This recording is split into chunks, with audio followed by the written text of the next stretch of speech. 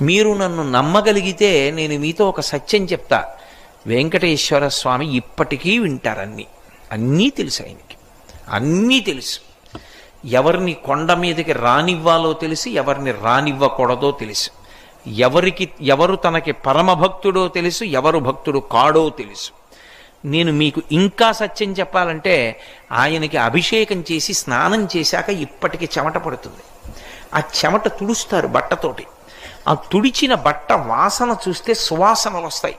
మొన్ననే నేను వెంకటాచలం వెళ్ళినప్పుడు ఆయన ఒళ్ళు తుడిచిన బట్ట కళ్ళజోడు తీసేయమని నా కళ్ళ మీద పెట్టారు.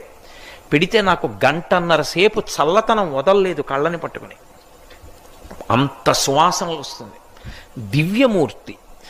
ఇప్పటికీ ఆరాధన చేసే పెద్దలను అడగండి, వెంకటేశ్వర స్వామి వారిని ముట్టుకున్నప్పుడు పసిపిల్లవాడి శరీరం ముట్టుకున్నంత మెత్తగా తగులుతూ ఉంటుంది.